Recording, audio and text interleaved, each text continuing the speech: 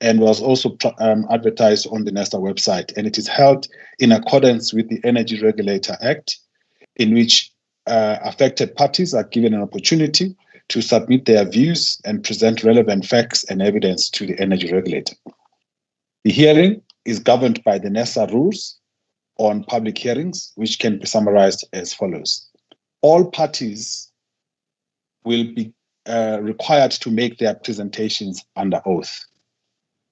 The presenters have been allocated 30 minutes each. However, the applicant, Eskom, will, as is customary, would be allowed to also have an additional 10 minutes. But all presenters will be given a further 10 minutes to respond to the questions that may have been raised by the members. Number 3, only members of the panel may ask questions to the presenters. However, members of the public may send their questions to walter.mabunda@nesa.org.za, and the panel will decide on how to deal with those questions. Should the presenters wish to present information they consider to be confidential, the panel will make a ruling on whether to close the hearing or to have the information submitted in writing. Number 5, the recording of this hearing which is done through our system will be the official record of this meeting. The House rules are simple. Please mute yourself when you are not presenting. And number 2, please switch off the video at all times unless requested to switch it on. And of course, those that are presenting, if you can just mute your phone as well, please. We have received 5 requests to present. And of course, we have a number of observers from over 30 organizations, just indicating the interest on this matter. The first presenter will be Mr. Sitwane from Eskom. If I can request you, sir, to show your face so you could then be sworn in. And also maybe just to correct me in terms of whether I have pronounced your name properly. Mr. Sitwane from Eskom, are you on the call? I see you on the call. Yes, good morning. Good morning, Chair. Good morning to the team, to the regulator members. I am in the call, I'm here and I'm present. All right, thank you. As indicated, you need to make the presentation under oath. Do you object to taking an oath or an affirmation? No, I do not object, Chair. All right, in that case, kindly raise your hand and affirm the following, the right hand. Do you solemnly declare that the evidence you are going to give to this panel is the truth and the whole truth? Yes, I do. Thank you. For the record, please state your name, the name of the organization that and the designation therein. My name is ELS Setswani. I'm delegated by Eskom Holdings to present this application. I am the acting head of the grid access unit in Eskom. Thank you. All right. No, thank you. With that, as indicated, you have officially you've got 40 minutes, I guess, but we'd appreciate it if we can do your presentation in 30. So you may proceed. By the way, I assume that you're going to be the only one from Eskom who's going to be presenting and responding to questions. Chair, I will be making the presentation. I do have other members from Eskom who will support me if there are any questions that come up. I've got members of Eskom from our legal team. I also have some of my colleagues from NTCSA who are here to support the committee. All right. So as long as there's an understanding that says that in the event that they need to assist you, they will need to be sworn in first before they can make their representation. But let's proceed. with you on the lead, and then we can then deal with that matter when it arises. So you've got your 30 minutes, and you've been given right to present, I must you. Thank you, Chair. Through you, Chair, if I can switch off the camera, I'll share my screen. Yes, please.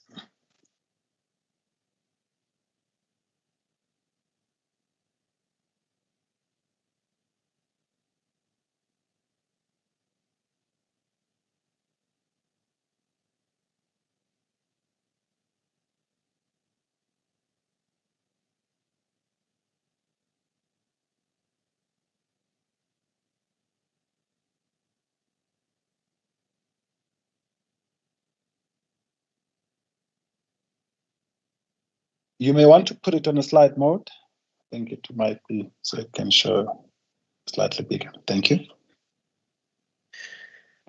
Thank you, Chair. Once again, thanks to the regulator members for giving us this opportunity to present this application. My name is ELS Public. I've been delegated by Eskom in my capacity as the head of the Grid Access Unit to present this application.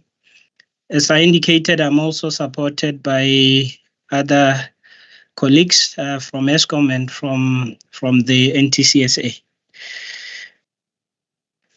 Application is brought in terms of Section 21.2 for the reservation or the preservation of capacity in favor of Section 34 IPPs. Chair, I intend to proceed as follows. I will start off by indicating to the committee why are we here and what is the decision that we seek from the regulator.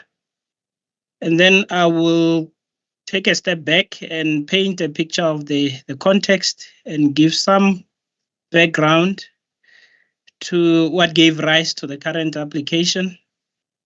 And then I will formulate what I call the problem statement. And then I'll present Eskom's solution. And then from there, I will go into what I'll call the jurisdictional requirements, why we believe that the regulator is empowered to make the decision. And then I will present evidence on why we believe we've met the standard that's required for the application to be granted in our favor. And then I will conclude. To the next slide. Okay, why are we here today? We are here today because the decision that we seek from the regulator is to approve our objectively justifiable and identifiable differences justifying discrimination in favor of IPP projects that are participating in the government procurement programs, in the DMRE programs in terms of Section 34 of the Electricity Regulation Act. This contemplated discrimination in terms of Section 21.2 will be in the form of reserving and or preserving grid connection capacity for those specific IPP projects. So why are we seeking this decision? Chair, we are here because we want to enable the success of the public procurement programs, starting with the bid window 7 of the Renewable Energy Independent Power Producer Procurement Program. That's the first objective. The second objective, we are here because we want to give effect to and realize the purpose and the objects of Section 34 of the Electricity Regulation Act, which is the procurement of new generation capacity, which contributes towards the energy security of the country and benefits all South Africans. So those are the key objectives, and those are the real reasons why we have submitted this application to the regulator.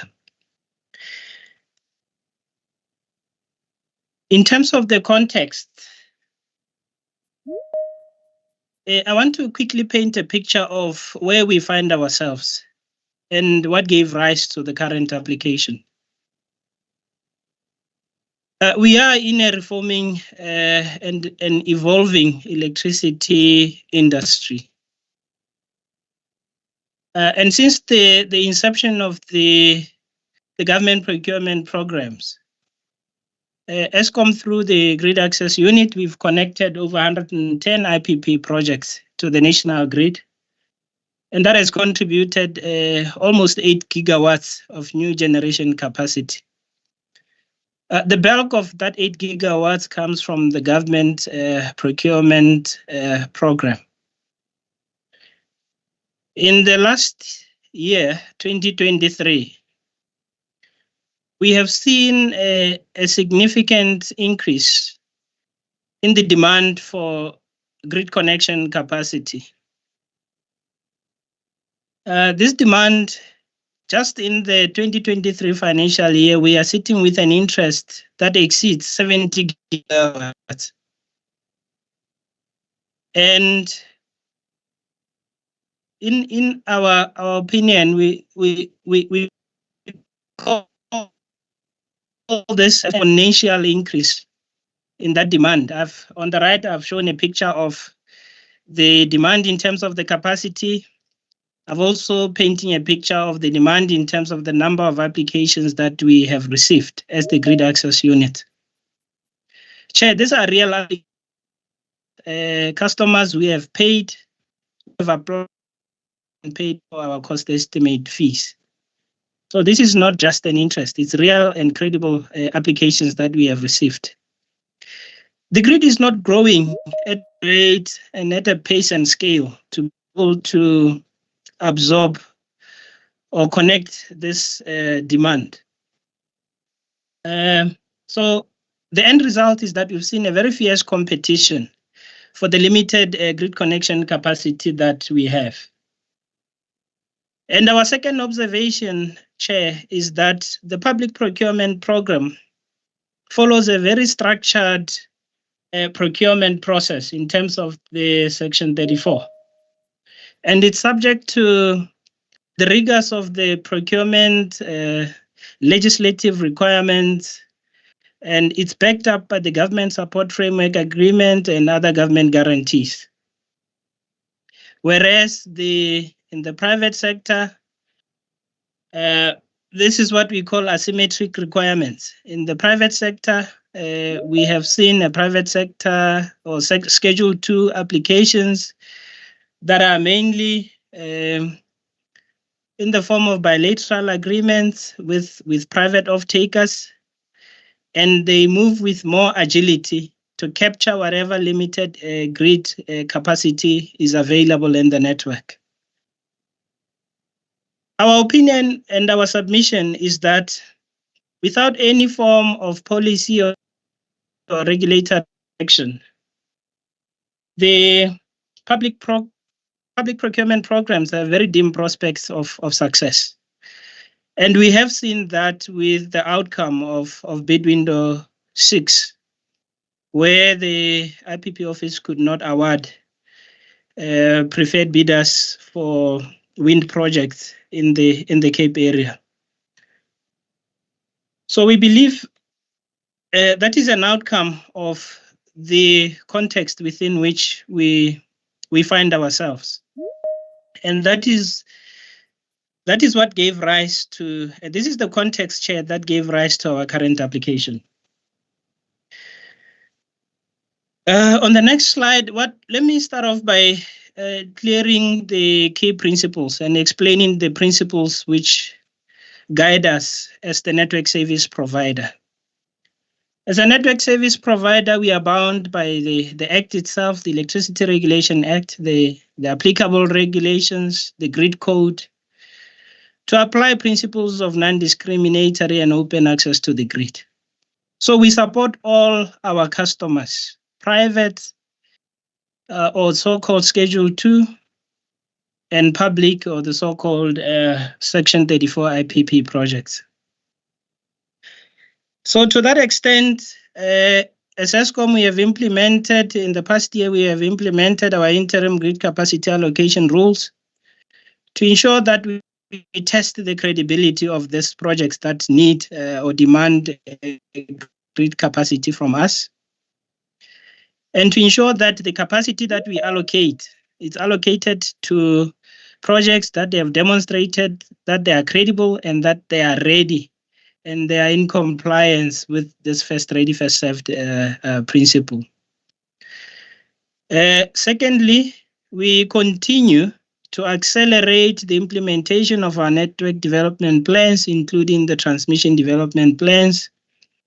We continue to develop other mechanisms to deal with this issue of the limited grid connection capacity, including the gated connection process, which is currently in development, the curtailment framework, which we are currently developing as a tool to deal with congestion in the network. And it's a tool that's universally recognized by other system operators to be a useful tool to deal with issues of congestion. So there are all these other initiatives that Eskom has embarked on, Eskom is developing to enable grid connections for all IPP projects. I emphasize all because we are doing this for the benefit of all of our customers, private or public. So what do we see as the problem statement? What do we see as the problem that we are trying to solve? In the main, our position is that we see a tension between Section 34 of the Electricity Regulation Act and the Schedule 2. When I painted the contextual background, I briefly touched on what I call the asymmetric nature of the procurement strategies and the designs of this project. One is a very structured process subjected to the rigors of public procurement, the PPFA, and all those other procurement legislative requirements. The other one is a private bilateral contract signed between IPPs, developers, and their off-takers. And we are saying that in the context of where we find limited grid connection capacity, Schedule 2 has effectively rendered Section 34 public procurement programs redundant and non-viable within that context of a limited grid connection capacity. And I have emphasized the fact that we see this as a practical conflict because we do not seek to characterize this as some kind of a conflict of laws between Section 34 and Schedule 2. That's not our position. We are saying in circumstances where there are there's limited grid connection capacity, we see the manifestation of Schedule 2 and Section 34. The practical manifestation is that Schedule 2 cannibalizes Section 34. And we believe it's a conflict that needs to be resolved. We do not think it's a legal conflict. We think it's a practical conflict that can be resolved through the application of Section 21(2). So the two projects, the two regimes, in our opinion, they are mutually destructive. We don't believe they can coexist without any form of additional regulatory and/or legislative safeguards, or without some form of a complete redesign of the current public procurement program. Eskom, as a neutral network service provider, we are bound by the principles that I explained above, including our license conditions and the principles of open access to the grid and non-discriminatory access to the grid. We do not believe we are empowered to resolve what is manifestly a policy or a regulatory conflict. I must emphasize that the statement we are making here is in the context of this limited grid connection capacity. In areas such as KZN, where we have sufficient grid capacity, we don't see that tension manifesting in those areas. And we believe that in those areas, Section 34 and Schedule 2 can coexist peacefully. That is why in our submission today, we don't seek to present or characterize this as some kind of a conflict of laws or Schedule 2 derogating from Section 34 of the Act. So what is the solution? Having defined the problem, what is the solution? We believe the solution lies in Section 21.2. Section 21.2 stipulates that a licensee may not discriminate between customers or classes of customers regarding access, tariffs, prices, conditions of service, except for objectively justifiable and identifiable differences approved by the regulator.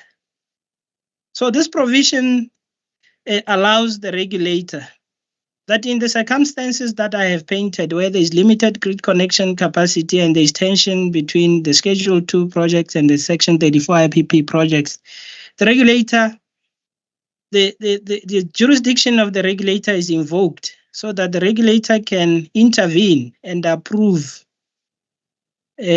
discrimination in such circumstances.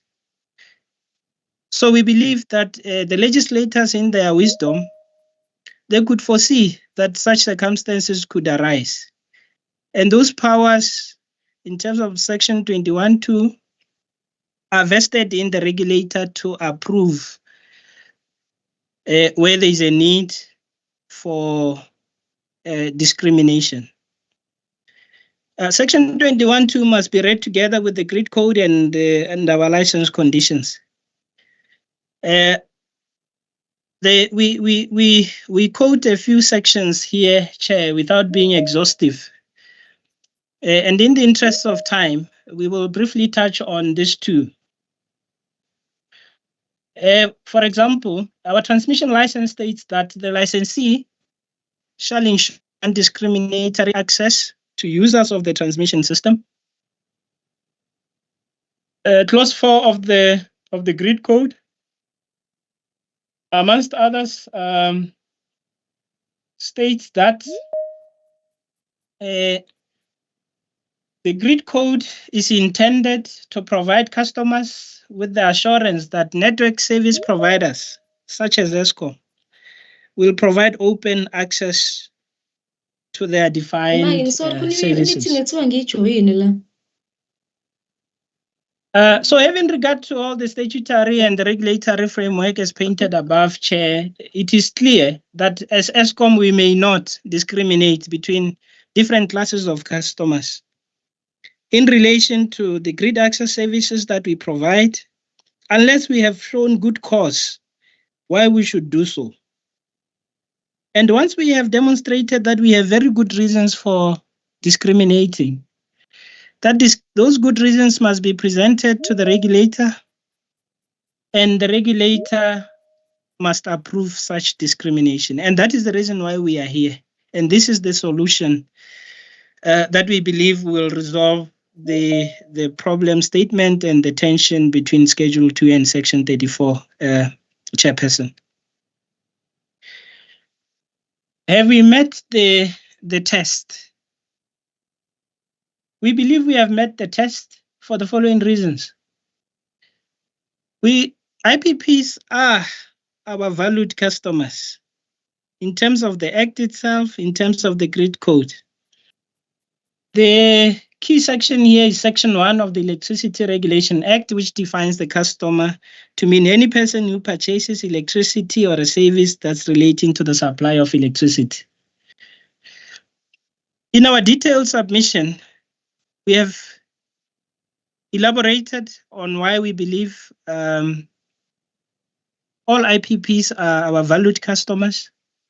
We still hold that position because Eskom provides various services, including our grid access services, including wheeling services to IPPs for the use of our networks. And these services relate to the supply of electricity. We have quoted various sections of the code which recognizes IPPs as customers in the context of grid access services. Section 3.1 of the Information Exchange Code and Section 5 of the Grid Code for Renewable Power Plants defines IPPs in the context of grid access services to be Eskom's customers. We also make the point, Chair, that the Grid Code provides certain safeguards to protect the interests of customers against an entity such as Eskom, which wields very significant power. And we are saying those regulatory safeguards are there so that as Eskom we do not overreach and that there is proper regulatory oversight from NERSA. So we've come to the regulator today in deference to the regulator that we do not seek to exercise any powers that the Act or the Code does not permit us to, and we seek the oversight of the regulator in making this decision. So who are the affected customers? Our affected customers are our willing customers as contemplated in Section 3.12 of the schedule. The so-called behind-the-meter customers, these are our customers who are doing offsetting or net billing, as contemplated in Section 3.11 of the Schedule 2 of the Act. And indirectly, our load customers. These are our customers who connect to the Eskom grid and they go to our willing IPPs and they get into this offtake arrangement or willing arrangement. And in our application, we emphasize that in the main, some of those load customers are mainly driven by their decarbonization targets. Those are our affected customers.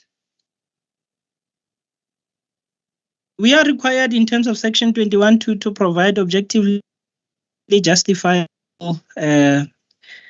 differences on why we believe discrimination is justified. And I'll briefly touch on what we believe are the key reasons why we believe the regulator should grant this application. One, we believe that it's in the public interest that we protect the government's energy procurement program, starting with bid window 7. Because the continued failure of these public programs erodes investor confidence. It undermines government's effort to attract the much needed foreign direct investment into the energy sector. And it frustrates government's other ambitions that are related to the just energy transition, climate change initiatives, etc. Secondly, Eskom traditionally has always been the designated buyer in terms of Section 34. And we are saying we are also duty bound when we wear the hat of the designated buyer. We are duty bound to support the government's energy procurement programs. We are also duty bound to assist the minister in realizing the purpose and the objects of Section 34. I have touched on some of the objects of Section 34 earlier, which are in the main the energy security of the country, and that benefits all South Africans. The third reason why we believe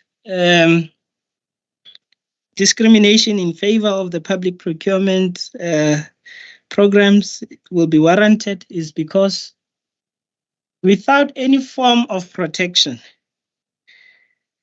we hold an opinion that the public procurement program will remain incapable of competing with the much more agile private sector energy procurement programs.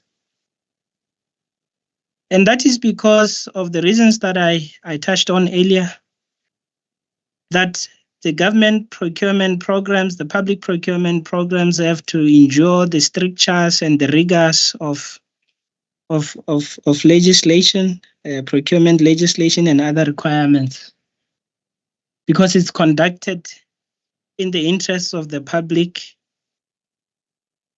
and therefore it will be very difficult for the government procurement programs to compete with bilateral agreements that are sometimes signed between two parties outside of that process. Therefore, we believe there is a separate and a special dispensation that is required for the public procurement programs. And that dispensation requires that there should be reservation and preservation in favor of the public energy procurement programs. Otherwise, these programs are likely to continue failing, as we have seen with the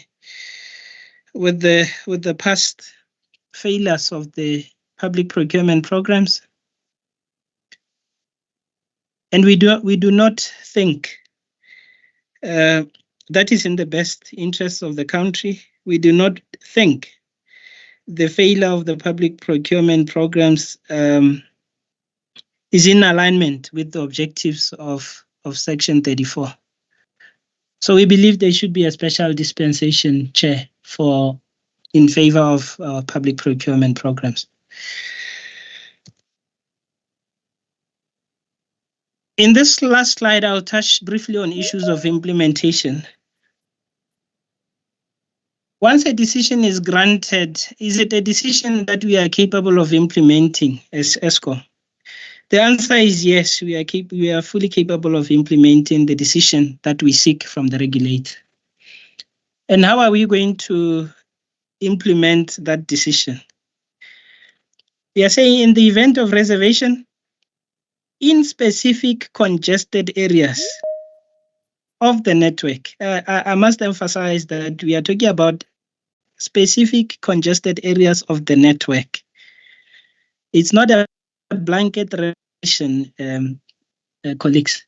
In specific congested areas of the network where we have limited grid connection capacity, that capacity will be reserved for projects, the so-called Section 34 IPP projects, for ongoing public procurement programs.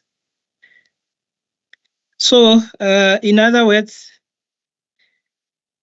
as part of our interim grid capacity allocation rules, we have implemented this reservation queue. So what we will do is we will simply move the Section 34 IPP projects to the front of the queue. And we will prioritize them over other private IPP projects. I think I need to clarify one misconception here.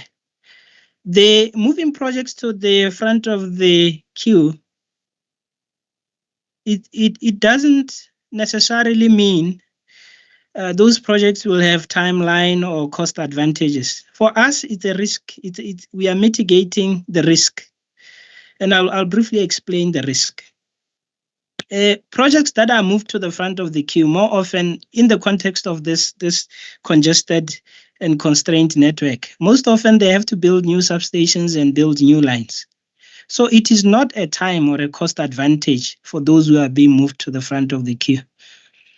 But we are submitting this reservation request because those for the reason that we want to mitigate the interdependency risk between projects in the public procurement program and those that are, sorry, my train of thought got disturbed. I had something in the background, Chair. But yes, we are mitigating that risk, that the public procurement programs that are backed up by government guarantees are not frustrated by Schedule 2 IPP projects. And then we do not have to resolve certain conflicts that we are also experiencing where there is no recourse for public procurement projects, for example, that are delayed by private IPP projects. So that's the essence of reservation. And then secondly, it's preservation. What is the meaning of this preservation and how are we going to implement it?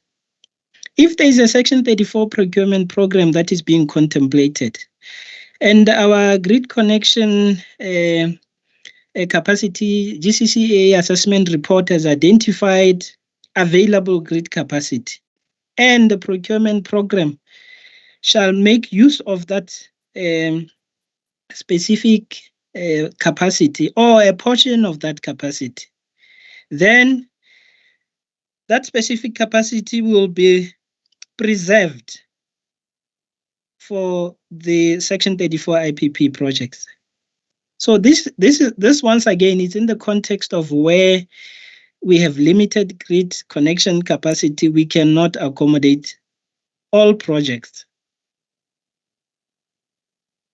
And we are saying we have capacity in all other areas of the network. So in those areas, it will be business as usual. We will continue to service our customers in those areas. But in those specific areas where there are capacity constraints and there's a Section 34 procurement program that's being contemplated, we want to preserve that capacity. Assuming all these other conditions are met, we want to preserve that specific portion of that capacity in that specific area for the Section 34 IPP projects. Other than that, it's business as usual. The capacity across the country is being allocated to the Schedule 2 IPP projects or the private IPP projects as per the interim grid capacity allocation rules. Chair, that's the end of my presentation. And in summary, we have painted the context. We've provided the problem statement. We have explained the complications that have been brought about by the amendments to Schedule 2. And we have said the ambitious decarbonization targets by some of our key customers is fueling this demand that we saw when I painted the contextual background. And we have provided a solution that we believe is implementable, that we believe the legislators in their wisdom vested the power with the regulator to make such a decision in such circumstances where there are objectively justifiable and identifiable differences justifying the discrimination in favor of Section 34 IPPs, then the regulator is empowered to approve those reasons so that we can safeguard the public procurement program. And the solution is implementable, as I have just explained, and it will take the form of reserving capacity and preserving capacity for in those specific regions under those specific conditions for Section 34 IPP projects. Chair, that's the end of my presentation. Thank you. Thank you, Mr. Setwane. If you don't mind, kindly leave the presentation on the screen in case the members would like to maybe ask questions, but based on the presentation itself. But before we do, can I just request that as people join, and also those that are on the platform, to kindly mute yourself. The actual disturbance does tend to actually to disturb the flow of the presenter. So if you can kindly assist, I would really appreciate that. So members, we've got a presentation from Eskom before us. I don't know if you have any questions for the presenter. By show of hands, members. Any questions for the presenter? Starting with Mr. Muzin, please, if you can pose your questions. Yeah, I think that is it. Okay. Thank you, Chairperson. All right, thank you. And thanks to the presenter. It's appreciated. Some questions could be obvious, but I just want to put them forth. One, who owns the grid? And at this juncture, Mr. Sitswane, who should be applying? Is it Eskom Holdings, SOC, or the NTCSA? That's my first question. And then two, are your interim grid capacity allocation rules failing? Because when I look at the rules, basically it seems you are having rules that will kind of delineate which projects need to be included in the baseline at a particular point. I'm looking especially on bullet 2 of that slide. Unfortunately, the slide is not up, but on the slide dealing with the principles.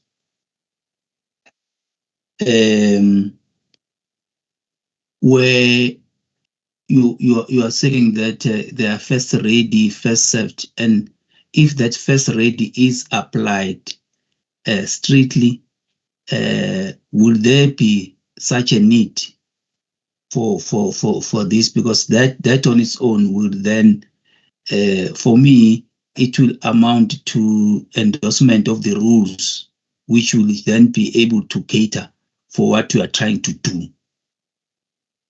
And then you talk of a section 34 and schedule 2 tension. And then my question, why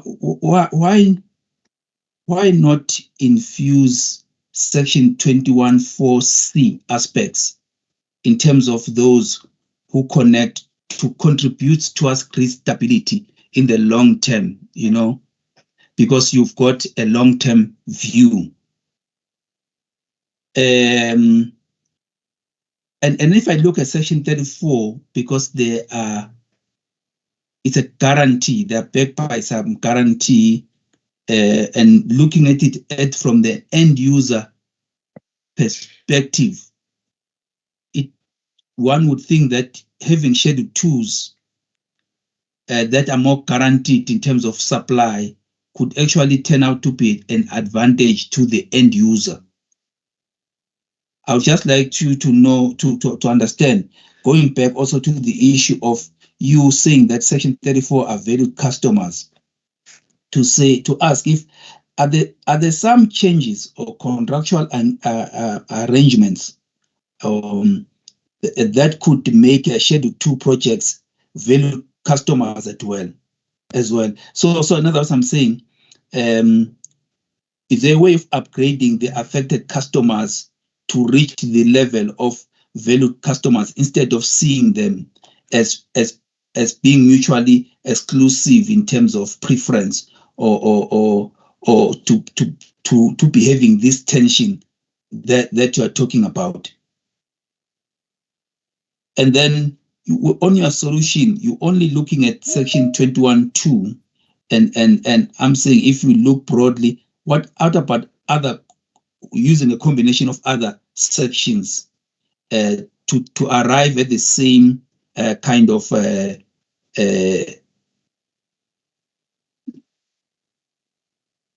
destination, so to say. And then I would also like to know from my side, because you are talking about preserving, in terms of the preservation, I would also like to know as to why preserve for a section 34 that has not yet been determined. Understand that when you're talking about the ones that have already been determined, and then you preserve because they meet the criteria that you talk about under allocation rules. But I don't understand this one in particular, if it's in perpetuity.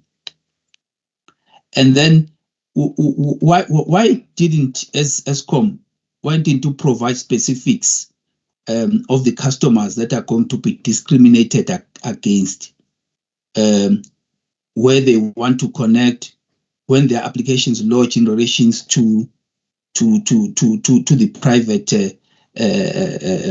sector, and after having consulted them, I don't see that aspect.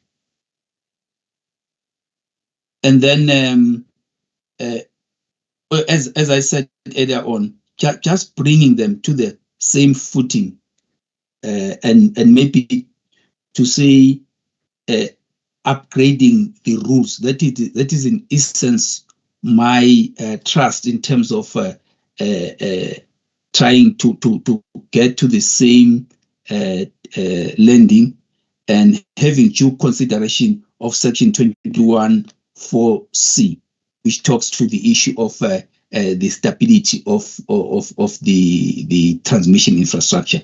Thank you. Thank you, Mr. Mkhize. Ms. Simon.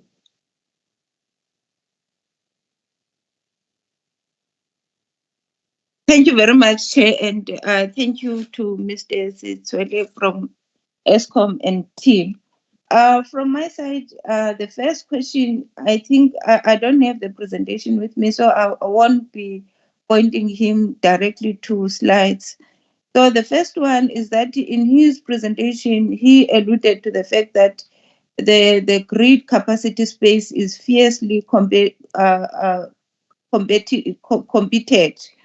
So I just want to find out then from him, if then Eskom wants the regulator to preserve some of the capacity for the private IPPs, are we then not creating an anti-competitive, encouraging anti-competitive behavior, or are we not then giving the private IPPs uncompetitive or unfair competitive advantage? Then the second one, there's somewhere where he talked about an element of asymmetry in the private sector. If we can just elaborate more on that one, I just didn't understand what was actually being said. Then the third one is with regards to also the Section 21(2) proposed solution. So if we can elaborate more, how is this in the best interest of the public? I just didn't understand. The last question from my side is if you can also elaborate more, how was bid 6 failure linked to the issue of grid capacity? Thanks. Thank you, Madam. Before you respond, there are questions from the stakeholders who are participating here. Maybe what I could do is I will read a couple of them, and I'll assume that we can always send them through to you as well for a formal response. But let me start. I will start with a question from Mr. David Busak from Asiano Energy. There are 5 questions, and the first question says, have dynamic line ratings been considered in opening up the grid capacity? That's the first question. The second question is, do you foresee the final NERSA decision to be challenged in the court with regards to open and non-discriminatory access? Number 3, will this not create an environment where investor confidence will be dented by the uncertainty of the program challenges and the way forward? Number 4, will it not be best for Eskom to open up the pipeline through upgrading the transmission grid? Number 5, the speed of the RAI4P is slow in comparison to the PPAs. This has brought us to this point. The elephant in the room is the urgent upgrade of the limited pipeline that is aligned with the speed of investor confidence. So that is the first question. I'm not sure whether, I'm hoping that I didn't read them too fast for you to be able to note the questions. There is a question from Mr. John Frick from Globalec, and the question for Eskom says, purpose of the application is stated to ensure the success of the public procurement program, that is the RAIPPP. Why should private projects and private procurement programs be disadvantaged in favor of public program when the private sector projects can move more quickly to address generation shortfall in South Africa? If the public procurement program moves too slow to enable grid be secured in timely manner, should the public program not be updated and evolve to manage grid challenges of today rather than trying to amend the grid allocation rules for a public procurement program that no longer facilitated procurement of new generation capacity in the current future?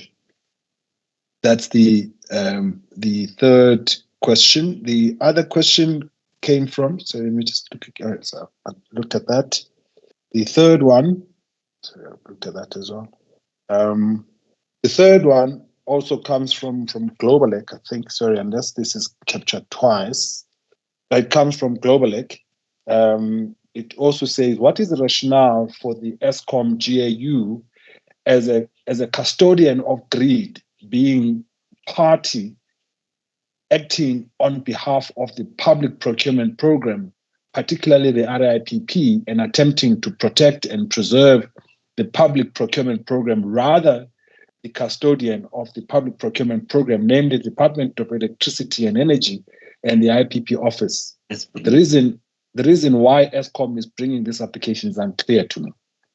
So those are the additions. I'm hoping that I've covered all of them, unfortunately. And if not, members, if you are seeing any other additional questions that I haven't responded to, or there is one more. This one comes from Ms. Rachel Fry. Should Eskom application be approved, Section 34 project would be moved to the front of the queue. What happens with the Schedule 2 project, who have been allocated with the grid in the congested Cape area in accordance with the Eskom IGCA rules? So that's the one question, and I think there is the last one, if I'm not mistaken. No, I think those are the questions. So those are the questions that have been posed. Maybe Mr. Mabunda, what you could also do, if it's acceptable, you could also forward those questions directly to Mr. Seitane, because perhaps I may have read them too quickly. But Mr. Seitane, remember you have an option to respond to the questions directly today, all of them, or to respond to them in writing. But you can then choose the ones that you want to respond to today, and then of course you have 7 days to then respond, to actually give us your written responses. Over to you, sir. Thank you, Chair.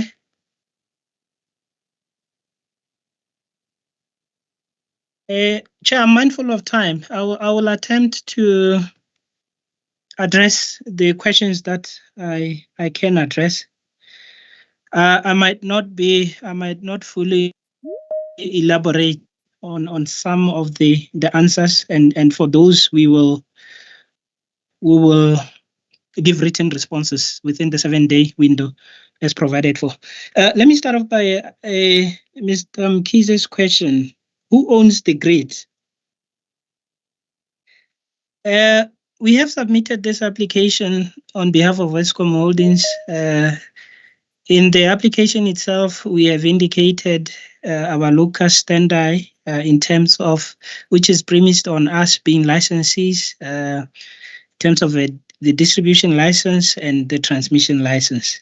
So we have submitted this application wearing those two hats, as the owner of the transmission system and as the owner of the distribution system. So this application is brought on behalf of Eskom. The NTCSA is a subsidiary of Eskom. Second question, are the rules, the interim grid capacity allocation rules, are they failing? Our view is that the rules are not failing. We believe the rules have been very successful in terms of resolving issues of capacity hogging, because that's what the rules were intended to do. The rules were intended to test project readiness and to ensure that capacity is allocated to projects that are shovel ready on the principles of first ready, first served. The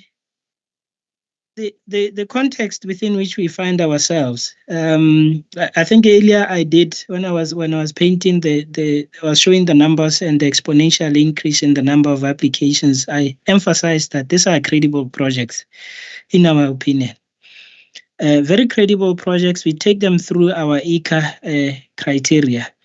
It does not resolve the tension that we are seeing between Section 34 and Schedule 2. The tension that we want to resolve here today is the tension that we see between projects that are credible, that have passed our interim grid capacity allocation rules criteria. And we want to solve that challenge. So that's our opinion on the issue of whether the rules are failing. So we are strictly applying the rules. We are still having the challenges. And then on the third question, colleagues, I think I need to make it very clear that I did not say only Section 34 IPPs are our valued customers. No, all IPPs are our valued customers. That is why we treat them fairly, we treat them equally, and we give them non-discriminatory access to the grid. So I think I need to make that clear. We see ourselves as advocates for all customers, whether they are private or public. There are other initiatives where we've come to the regulator, for example, on issues of the wheeling framework, portfolio wheeling, which specifically benefits our wheeling customers. On this day, we have approached the regulator for the benefit of the public procurement program. But we treat all our customers fairly, equitably, equally. We work for all of our customers. Therefore, I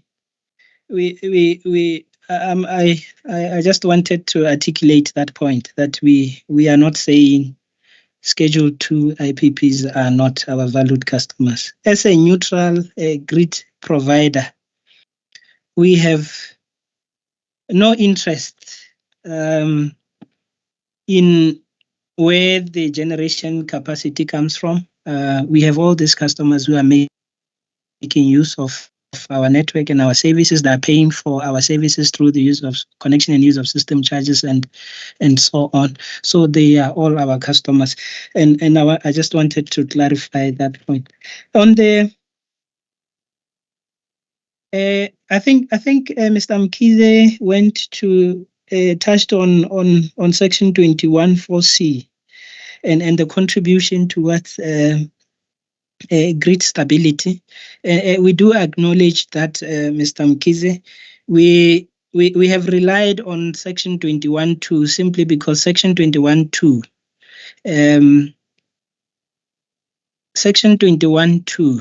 specifically talks about approval, which the regulator needs to do where there are objective justifiable difference. So we place our reliance on Section 21(2) as the pathway to resolve this problem. But we are not relying only on Section 21(2). Our application, if one looks at the details of the application, we have relied on the Electricity Regulation Act. We have referenced various sections of the Act. We have referenced various sections of the Grid Code, in particular, which talks to customers and the regulations and so on. So that is the reason why we have relied on 21(2), because we see it as a pathway to resolving the tension between Schedule 2 and Section 34.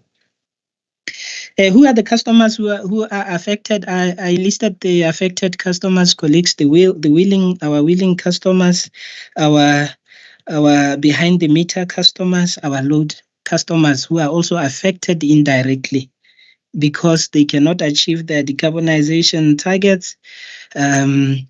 If capacity or their efforts are frustrated if capacity is preserved in favor of Section 34 IPPs. So the list of the affected customers are there. Maybe then I can move to the next the second speaker around the fierce competition and whether we do not think Section 34 will be uncompetitive. Our position is that we need a special dispensation for Section 34 procurement programs. And we touched on the point that the current legislative scheme as it is provides for that discrimination. And it provides for that discrimination subject to certain conditions being met, including the jurisdictional requirements that I have explained. So we do not think it will be uncompetitive if the letter of the law is followed and the legislators in their wisdom found that there could be such circumstances where there's fierce competition for grid connection capacity, and there could be a need for discrimination, and there could be justifiable reasons why that discrimination should be granted. Our position is that if those conditions are met, then it cannot be construed as being anti-competitive behavior. If there is compliance with the law, then it cannot be anti-competitive. And then the second question was regarding the asymmetric nature of the procurement program designs. That asymmetric nature, we were referring to the strictures and the rigors of the structured public procurement program. And we've said this is a program that's backed up by the government support framework agreement, by government guarantees. It's conducted in the scrutiny of the public eye. And it is a project that's intended to benefit all South Africans, not a subset of or a specific set of customers or end users, but it benefits all South Africans. So the nature of the public procurement program and the way it's being run at the moment, it's a very rigorous process. And we are saying it cannot be that it's expected to move at the same speed, meet certain conditions at the same speed as the bilateral agreements that are concluded between two consenting parties in private and outside of the ire and the scrutiny of the public eye. So that's the asymmetric nature of the procurement designs that we are referring to. And we think intrinsically that in itself requires that there should be a special dispensation for the public procurement program. We believe with that special dispensation, the public procurement program can thrive. Our private Schedule 2 IPP customers can also thrive because there will be an understanding that we have a certain portion of the capacity that we are into Section 34. The rest of the network other than that, the rest of the network where there is available capacity from Musina to Cape Town is available to the private sector. So that explains the why do we think this is in the public interest? We have explained why we think this is in the public interest. And maybe one needs to take a different angle to further cement this point. From our experience, the development of the energy industry the renewable and the IPP energy industry in this country was really founded on the back of the public procurement program. I think in its heydays, the public procurement program was heralded as by institutions such as the World Bank as being the best of its kind and being the best in the world. So it has contributed significantly to what we are seeing today as being this reformed energy industry.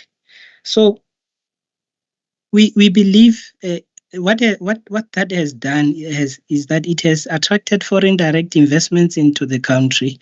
There are other positive externalities and lots of other positives that have accrued from the public procurement program. And our position is that the failure of the public procurement program doesn't accord very well. It doesn't serve the country because it erodes public confidence in the country. It creates uncertainties, and we can resolve these problems by simply reserving and preserving a portion of the available grid capacity for the public procurement program so that there's certainty. The rest of the international markets and the international investors we can restore that confidence in the public procurement program, and they can come back and invest in the country. So that's why we believe it's in the public interest, because the benefits accrue to all South Africans, including the benefits of the benefits of job creation, direct investments that are flowing from public procurement program. I think later on my colleague here can also elaborate on, Lena will elaborate on all the good things that are flowing from that public procurement program. Between those 6 failures and the relationship to grid capacity. Mr. Sachana, can I just disturb you a little? Can I perhaps ask that I give you 3 more minutes? You can just select the key questions that you're going to deal with. If you don't mind. Yes, thanks. Yes, I should wrap up in the next 3 minutes. Between those 6 failure and the relationship to grid capacity, between those 6 failed because there was capacity indicated in the GCCA. By the time the preferred bidders were announced, that capacity had been scooped up by Schedule 2 IPPs. So therefore, there was no capacity for the wind projects in the Western Cape and the Eastern Cape, and that's why bid window 6 could not procure wind. Then I'll move to the other questions from the stakeholders. David Busak. Have we considered dynamic line ratings? Yes, we do dynamic studies, and all those are considered. Will the decision be challenged in courts? No, not if it's in full compliance with the law, and the regulator, as an administrative entity, has followed the public consultation process that we are going through now, and considered all inputs from the affected customers, taking those into consideration in arriving at a decision. We think it will pass the rationality test. Will this erode investor confidence? I've touched on the issue of investor confidence. I think investor confidence is eroded if there are risks and to the public procurement programs, and those risks are not properly mitigated, such that international investors lose confidence in the government procurement program. And then I have 1 more minute. Why should private projects be disadvantaged? Colleagues, we speak for all customers. As I indicated, the customer is at the center of everything that we do. We do not think that in proposing a solution to resolve this conflict, it will result in one section being disadvantaged. The solution that we have proposed will result in peaceful coexistence and peaceful success of both the private sector, procurement programs, the bilateral agreements, the wheeling arrangement, as well as public procurement. The only thing we are asking for is that we need to resolve that tension between Schedule 2 and Section 34. And where there is a determination in terms of Section 34, as I have indicated, and there's a public procurement program, we can preserve that capacity under those very, very strict circumstances. Other than that, the rest of that capacity goes to the private projects. We believe we can find a solution that works. That will be a solution that works for the public and the private projects. Because other than that, the risk, as I indicated, is that Schedule 2 projects are cannibalizing the Section 34 projects, and we, in due course, we will have no public procurement program in this country. Thank you, Chair. Other questions, Chair, we will address them. If I have not answered any of them or I have omitted them, we will submit written responses within the 7-day window. Thanks to the colleagues, thanks to the regulator members for affording us this opportunity. Thank you. Thank you, Mr. Twane, and thank you for a well-presented presentation. And so he does set the scene. As indicated, you do have 7 more days to actually provide a more detailed written response to all the questions that were posed by members, as well as those that came from the stakeholders. But also, you do have 10 minutes at the end to perhaps to address some of the issues, pertinent issues that may have been raised by the stakeholders that you may want to actually address. So, yeah, we'll afford you that a further 10 minutes at the end. With that, we'd then like to thank Eskom for the presentation, and we'll now move on to the next presenter, who is Ms. Sue Rawls from Power Law. If you can show your face, ma'am, for you to be able to take an oath or to affirm. Thank you. Firstly, do you object to taking an oath or an affirmation? No, I don't. Thank you. In that case, kindly raise your right hand and affirm the following. Do you solemnly declare that the evidence or the information you are going to give to this panel is the truth and the whole truth? I do. Thank you. For the record, please state your name, the organization that you are representing today, and your designation therein, please. Thank you, Chair. My name is Sue Rawls. I'm a director of a firm of attorneys called Rawls, Andrews and Associates, trading as Power Law. As I said, I'm a director. Thank you. Ma'am, you've got 30 minutes for your presentation. We would appreciate if you can do it in 20, but with that, you may proceed. Thank you very much, Chair. Chair, may I turn my camera off to share the presentation? Yes, please. Yes, Thank please. you.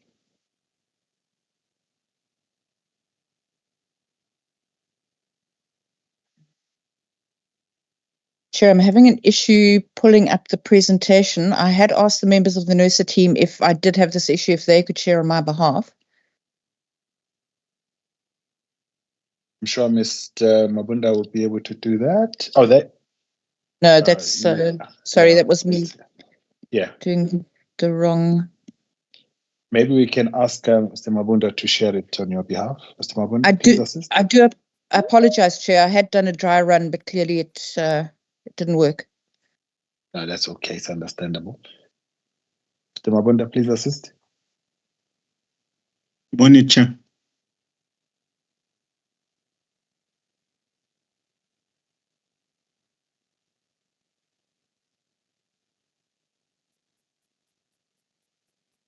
There we go.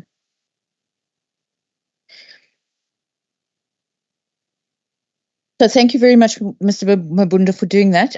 Chair, thank you, regulator members, Chair, for the opportunity to present. I think that a lot of what I was going to say has been covered in the Eskom presentation. So in the interest of time, because I realize that there are other people who'd like to speak, I'm going to skip through, I think, the first couple of slides, but a lot of what I wanted to say about the Eskom Section 21 application was covered in substantive comments that the firm made in writing. So it will be appreciated if NERSA in deciding on this application will please consider the comments. Just at a very high level, those comments relate to the competition kind of aspects of the objectives of the Electricity Regulation Act, that free and open competition and customer end user choice is prescribed as an objective, that the idea behind the Section 34 determination, certainly in the new the amendments which have passed through the National Assembly and the National Council of Provinces and waiting for the presidential signature, are effectively to supplement where private generation fails. And then to bring Section 34 capacity online. So to discriminate against private initiatives at the expense of, in favor of public procurement programs at the expense of private, will work against what is envisaged there, and also potentially the opening of the market. One of the further points that we've made in our submission is that private projects don't require a further constraint on the fiscus, in that government guarantees are not required for private projects.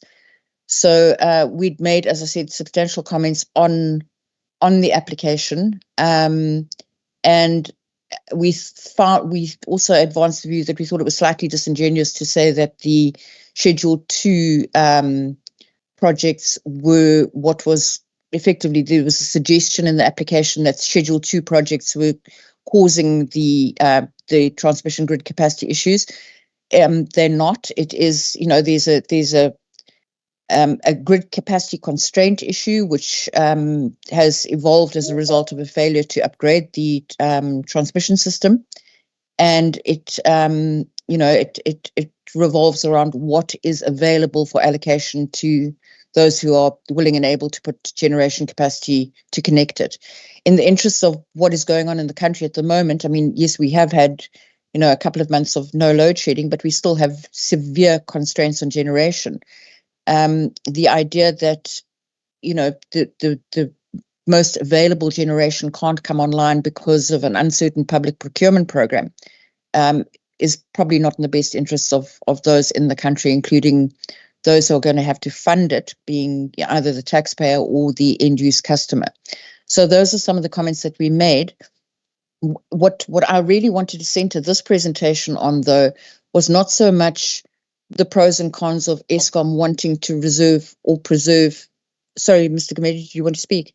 Yes, I just wanted to ask that perhaps because somebody else is driving your presentation, if you can indicate which slide you're on so that he can keep up with you. Okay, thanks. Okay, I'm so sorry. Yes. So maybe if we could go, Mr. Mabunda, across to, I think it was slide 8. Sorry, if we could just go back to that one, to the one that you've just passed.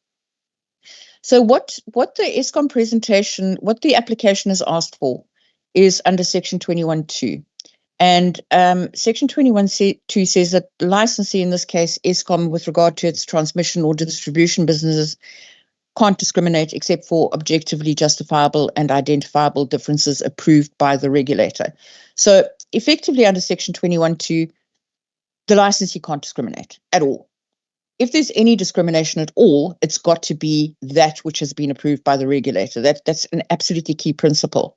But it's not just Section 21.2 that's applicable. It's Section 21.3, because the licensee must comply with its licenses as well, anything that's in the license that talks to non-discriminatory access, and also Section 21.4, which relates to compliance with the codes. Next slide, please, Mr. Mabunda. Chair, if you don't mind, I will be going fairly quickly because of the time constraints that the meeting is subject to. So these non-discriminatory access provisions of the licenses have been dealt with comprehensively in the Eskom application. So I'm going to skip this slide, which talks to the NTC's transmission license and the non-discriminatory aspects contained in that. And Mr. Mabunda, next slide, if you wouldn't mind. And Eskom's distribution license, which also effectively mirrors the provisions of Section 21.2. So the Eskom distribution license also says that any discrimination needs to be approved by NERSA. So then the next slide, please. And these slides, and perhaps they can be considered, they are dealt with in our written submission, but they also talk to the non-discriminatory access provisions of the codes. So if you could just forward a little bit, Mr. Babunda, because I think go to the next slide and I'll tell you whether or not. So I think the important point from this slide is that, and this is an extract from Eskom's Section 21 application that it itself submitted, and the second paragraph is relevant here. Especially the underlined version, the underlined portion in the second paragraph, which says the aim of Section 21.2, and these are in Eskom's own words, is to ensure that a licensee such as one endowed with Eskom's wide-ranging powers does not arbitrarily and unfairly discriminate between those persons or classes of persons who rely on the licensee's services related to the supply of electricity. And effectively, it means that it is up to NERSA. If there's going to be any discrimination, NERSA needs to approve. Next slide, please, Mr. Mabunda. And this is exactly what this slide is saying. Then if we could get to the next slide, this is the part that I actually wanted to address in this presentation. So that was just what I've done so far is really just set out effectively the law, which Eskom has done as well. Mr. Mabunda, could you go to the next slide, please? So one of the things that I think should, and this is the purpose of this presentation, one of the things that should have happened, in our view, in Eskom's application to NERSA is that Eskom should also have applied for discriminatory provisions of the grid capacity. Someone is not muted. For the there are certain provisions of the grid capacity allocation rules that we believe should have been put forward to NERSA for approval. So the background is that Eskom's been proceeding with allocation of grid capacity under its grid capacity allocation rules, and these rules haven't yet been approved by NERSA, but have been implemented for almost a year now. Could I ask, Chair, through you, if whoever's not muted could mute? Please.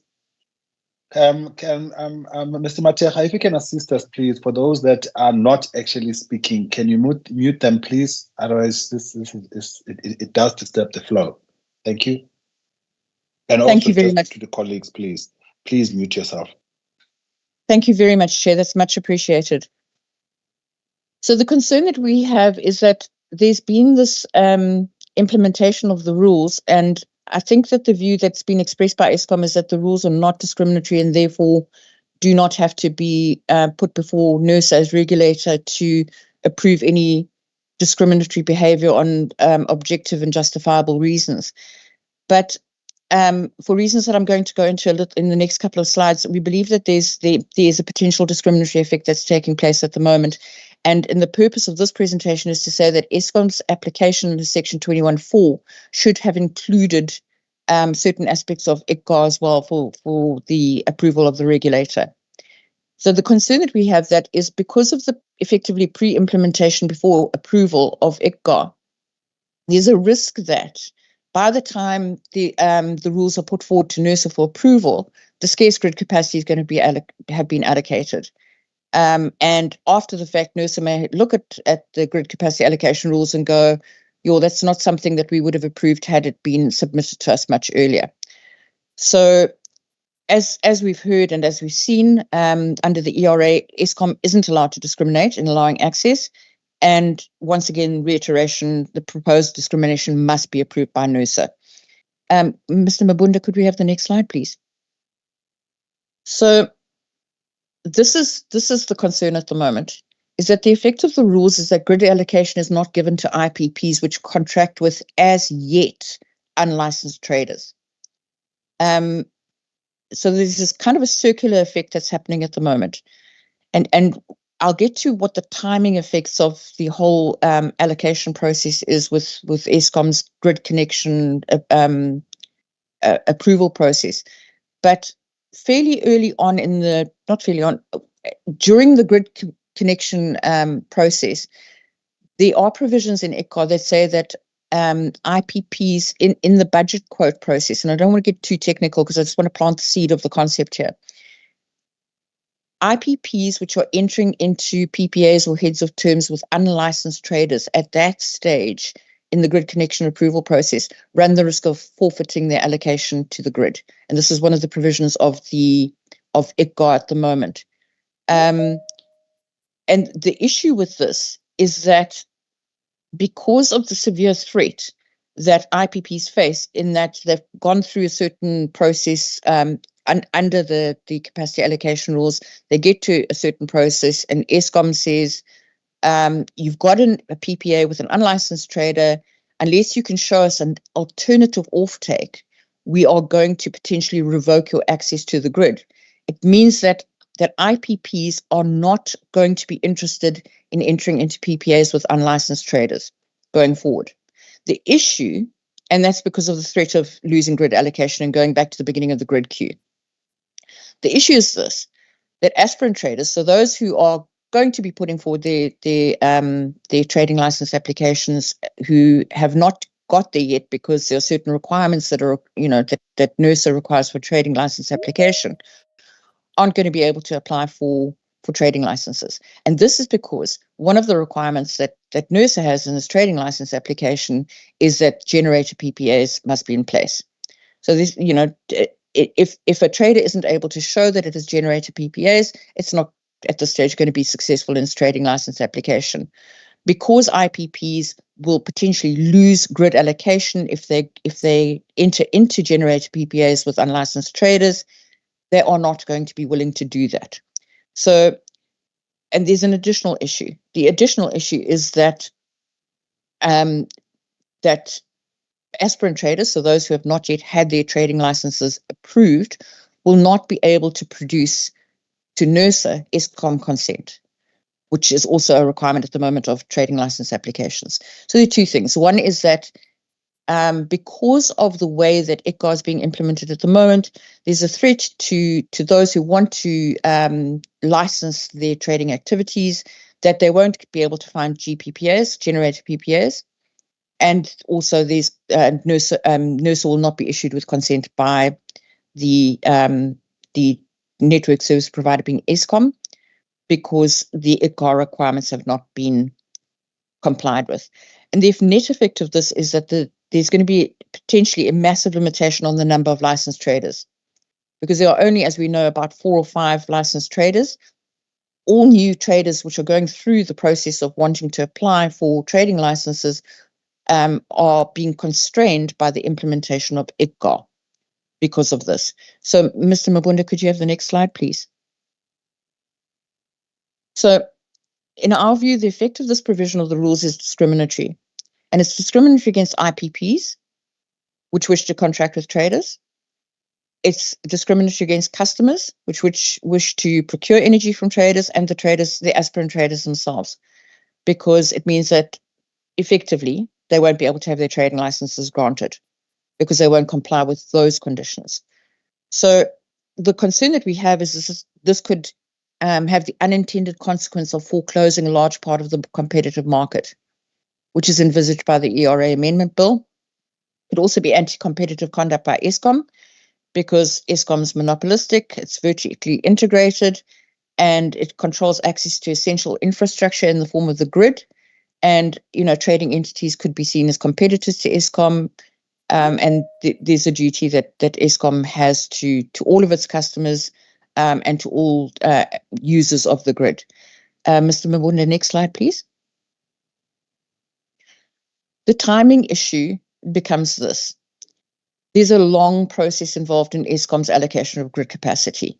This is very, very simplified, but there's a cost estimate letter, there's certain processes and procedures that, that follow with the application for the CEL. There's the budget quote, and eventually there's a connection and use of system agreement. Only after all of that does construction actually commence. So the actual flow of power from the generation facility to be constructed and connected to the grid comes much further down the line. The point is that to require a trader to be licensed at an early part of the grid allocation process, months and possibly years before power actually flows, doesn't make sense. The trader should be licensed at the time that power flows onto the grid. The next slide, please, Mr. Mabunda. So here are the issues that are affecting aspirant traders. And the reason that I'm making this presentation is because we act for a number of people or entities that are interested in applying for trading licenses. They're excited about the amendments in the ERA. They're excited about the market code. They're excited about competition in the industry and opening up, effectively opening up the free flow of electricity through the country. But the problem at the moment is that aspirant traders, the Eskom processes and procedures under ICCAR are not talking to NERSA's processes and procedures. So NERSA's got licensing requirements, Eskom's got grid allocation requirements. And some of these requirements are interdependent, but there are separate approaches from Eskom and NERSA, which are not consistent with each other. And we are seeing that there's a chicken and egg situation, to use a colloquial term, where those who wish to obtain trading licenses are caught between these processes. They need to provide certain documents to NERSA. They can't get those documents because there's a disincentive for IPPs to contract with them because of what's contained in ICCAR. And in addition, the consent that's required by NERSA is not going to be forthcoming to an unlicensed trader through the ICCAR process. The point is that Eskom's not allowed to self-regulate. If we look at these kind of interdependencies here, Eskom is effectively self-regulating because NERSA has not approved this discriminatory conduct. And our suggestion is that a cohesive approach needs to be developed so that the trading market is not adversely affected, because this is not just going to be something that affects those who are applying right now. It is going to potentially hamper and impede the rollout of the competitive market going forward. So I think, yes, this is my final slide, Chair. The recommendation is because of the discriminatory, apologies, I'm trying to go too quickly. We believe that there's discriminatory aspects to the grid capacity allocation rules. They discriminate against IPPs and customers which wish to transact with traders which have not yet concluded the NERSA process. And it is our recommendation that the rules be referred to NERSA for approval. And that this must happen without further delay, because before all scarce grid capacity is allocated, approval after the fact and after market participants have been prejudiced by the implementation of unapproved rules is not appropriate. And obviously, the regulator will follow its mandated approval processes in terms of the NERA Act and the ERA, its own governance procedures. It will consider comments of the public, at which stage, no doubt, others will also make more substantiated comments on the provisions of the rules, and also consider the interplay of the rules with its own requirement and the effect of the rules on the market. So, Chair, the purpose of the presentation is to say that, in our view, the Eskom Section 21.2 application did not go far enough. That we agree with, and this is my last slide, we agree with a number of the principles that Eskom has put, certainly with regard to what is required under the law for Eskom to approach the regulator, for the regulator to approve on objective and justifiable grounds where there is discriminatory conduct. We believe that the proposed that certain aspects of the implementation of ICCAR at the moment are discriminatory in nature, that they haven't been approved by the regulator, and that there needs to be a more comprehensive, interactive, it's possibly the wrong word, there needs to be a cohesive approach to how to deal with the way the competitive market is coming, specifically with regard to those which are in the process of applying for trading licenses or which wish to enter the process, because the current way that the unintended consequence possibly of the interim grid capacity allocation rules is that it could have the effect of foreclosing the trading market. And Chair, thank you for the opportunity. That is the end of my presentation. Thank you so very much, Ms. Rose. Actually, you've given us back 10 minutes, which is great. But I must indicate to yourself and other presenters that although we would appreciate speedy presentation, but the intention is not to rob you of an opportunity to actually present effectively. It is an intention that we do want to hear your views. They will assist us later when we are making a decision. So yeah, I'm hoping that in your rushing, you actually didn't miss certain information that you wanted to put forward to us. But with that, we thank you very much. So members, you now have the presentation from Paolo. Any questions on the presentation itself? Of hands, members. Are there any questions, clarity, perhaps? Can I start with you, Mr. Mkhize?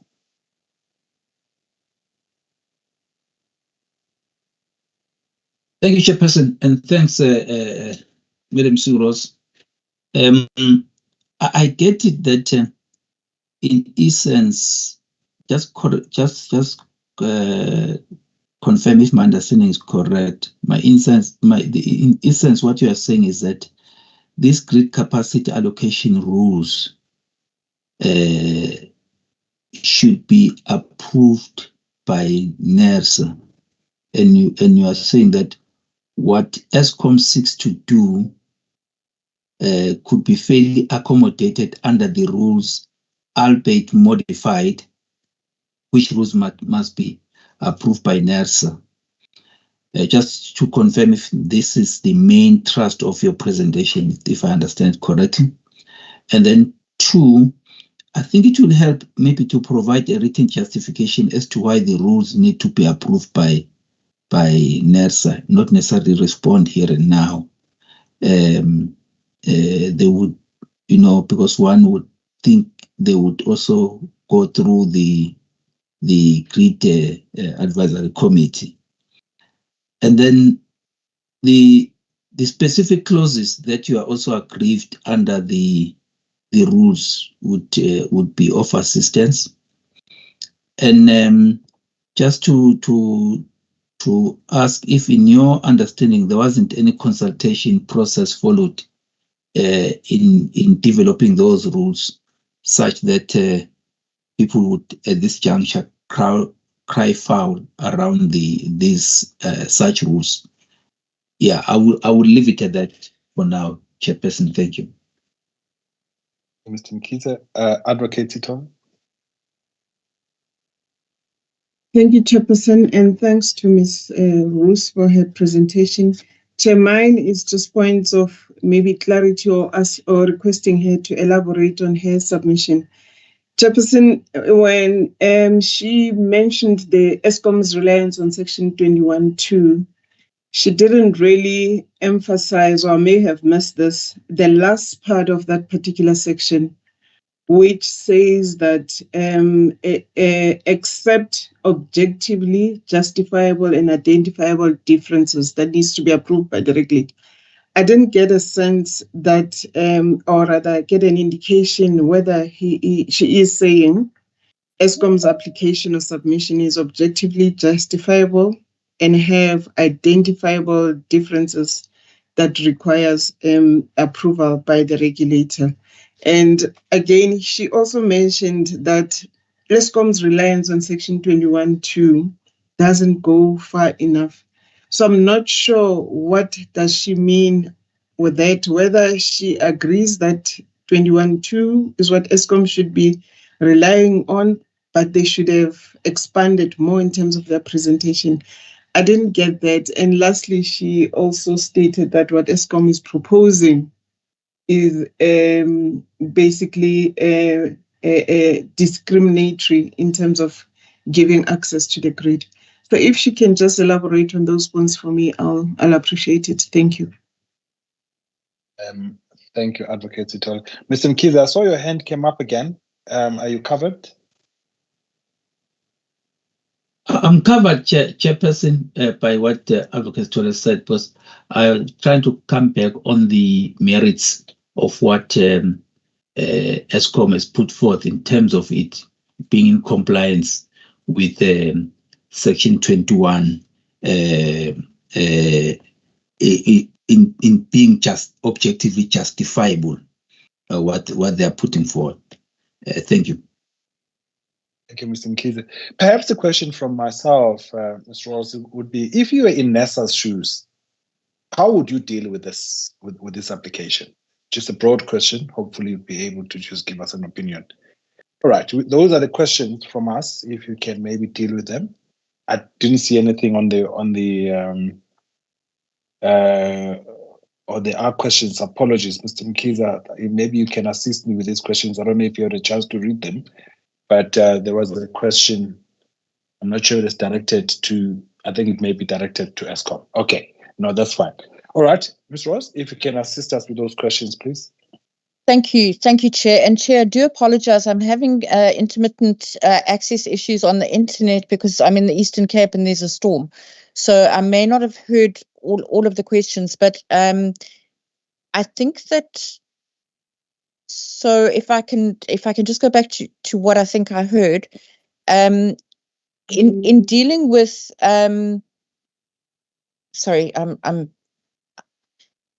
Chair, I'm happy to submit further, to submit an analysis of where I think that the ICCA at the moment is not compliant with Eskom's, with Section 21 2.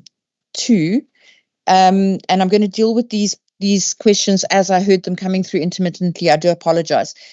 In the current application, so if I can separate it into two things. One is the current application that Eskom has put forward for the reservation and preservation of grid capacity in favour of Section 34 projects. I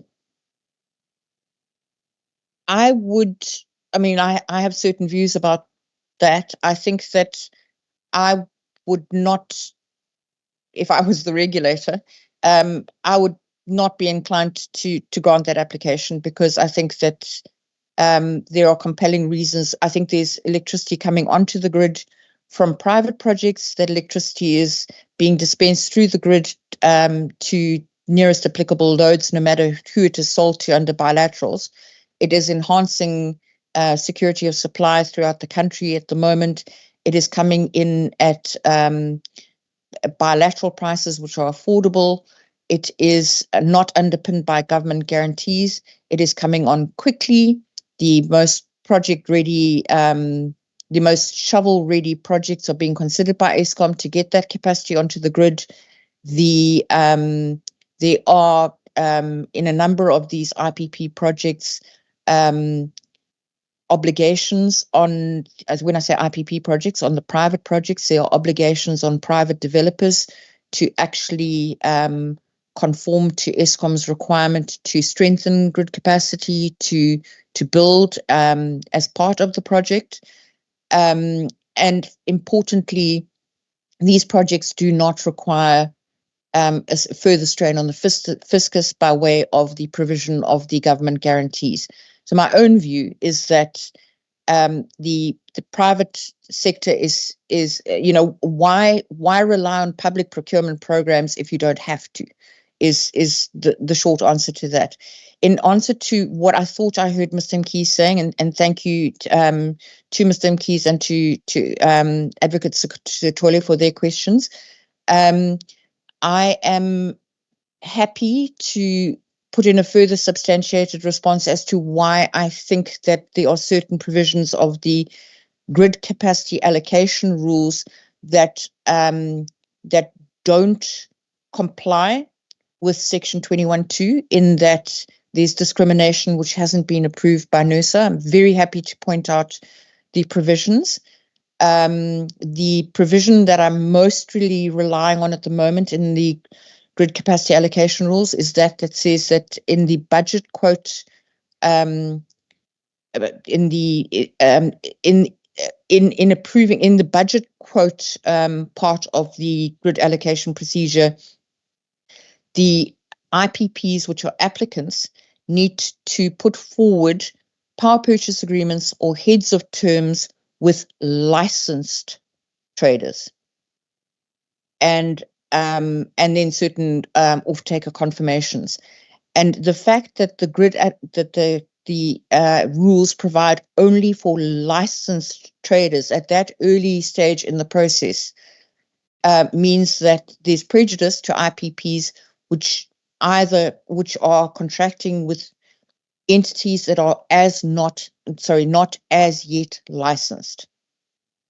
So there's there's an issue there, and because of the issue that these entities which are potentially going through the licensing process with NERSA already, but have not as yet gone through, that process hasn't been finalized, because of the fact that those entities have not yet received their licenses, the IPPs, which have concluded power purchase agreements with them, are prejudiced and in some instances are being threatened with a revocation of their grid allocation capacity.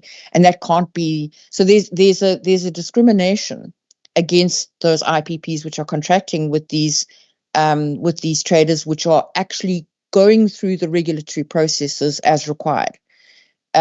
So I'm not sure that I got all of the questions that you put there. I'm very happy to supplement. With regard to Advocate Setole's questions, it was to do with what I could pick up was that her query was around the second part of Section 21.2, which dealt with NERSA's ability to approve based on reasonable, I think I'm quoting from memory, but reasonable and identifiable, objective and identifiable differences. I'm not so much commenting on the identifiable and I'm getting the words mixed up, but those principles at the end of Section 21.2, the objective and identifiable differences. I'm not so much commenting on what Eskom has put forward in its Section 21.2 application to NERSA. I'm saying that it didn't go far enough in that there are certain aspects of ICGAR that should have been put before NERSA as well, because they are discriminatory. And in order to discriminate in accordance with Section 21.2, NERSA must approve, not Eskom. Eskom is not allowed to discriminate unless NERSA says it's okay. And then in answer to another of the questions, which was, do I think that Eskom has not consulted widely enough?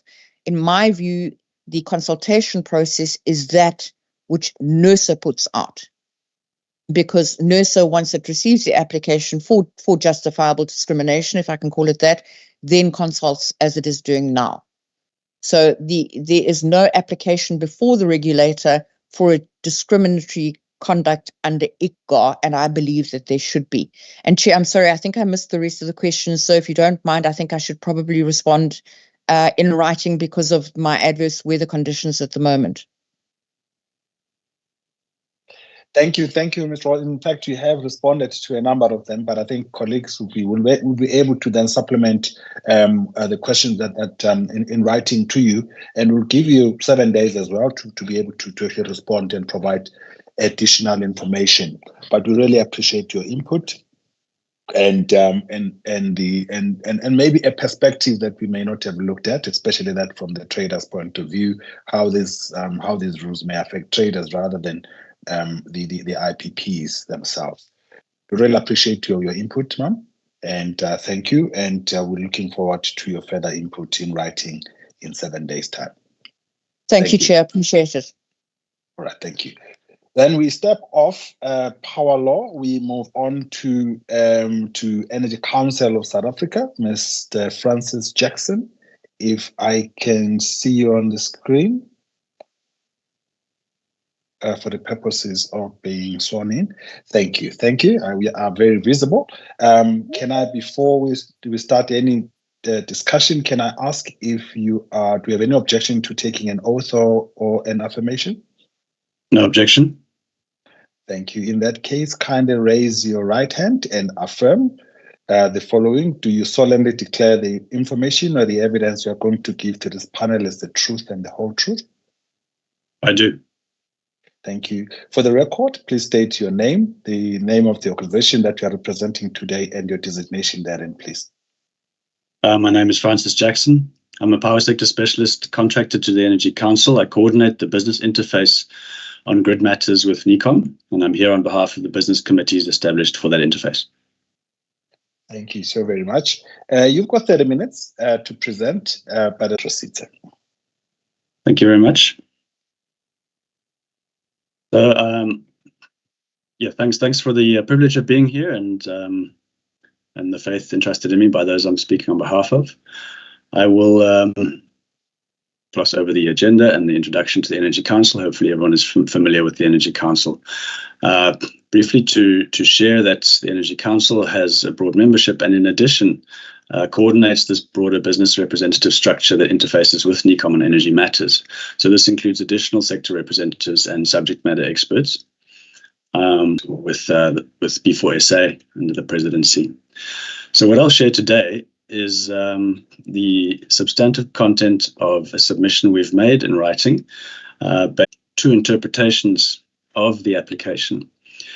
So it's important to be aware of these two interpretations and the implications of them because they're quite important to those who've made comment.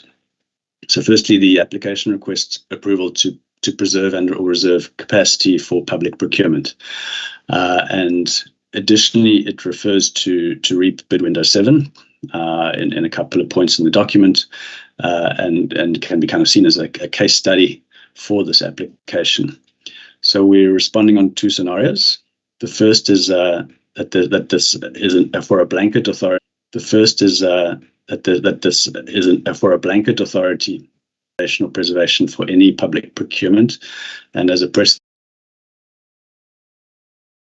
And in the second instance, a scenario where it would be limited to bid window 7 as a specific project plan. And in my presentation, I'll talk to possible definition of the scope of that. So we, consultation with the sector here shows that this is a very critical distinction, and the risks in either case are materially different.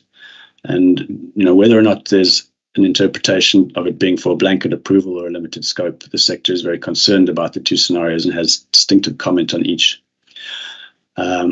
So to do some of the framing, we see bid window 7 as the specific motivation for this instance as facing two distinct risks. So the first risk is the shortage of grid capacity for wind projects to be able to bid in the first place and meet the 3,200 megawatt allocation. The second risk is more to the point of this application, which is whether that capacity would still be available when preferred bidders are announced. That being the problem that we saw showing up in bid window 6. So we've been coordinating concerted efforts around this to highlight these risks, to try to propose solutions, to try to co-create solutions, including this proactive engagement with NECOM and active engagement through Workstream 9.1 and the NECOM Action Lab, various concept notes and letters of support for bid window 7 and conveying suggestions since the beginning of this year. We can say that there's very strong support for a successful bid window 7 and recognition of the important role of public procurement, which isn't to say that there's any value judgment over public procurement versus private procurement. We see a need for both and are optimistic that a solution can be found for both. And very important that we don't see bid window 6 repeated in this case for market certainty, confidence in the investment climate, and also to support local industrialization, which at every kind of setback like this suffers a setback in investment in manufacturing capability. So we also acknowledge that there may be unique circumstances sometimes that require unique solutions and compromises. I think what's quite clear is that when we have an interim solution, it cannot undermine our path towards a sustainable and equitable grid allocation framework. So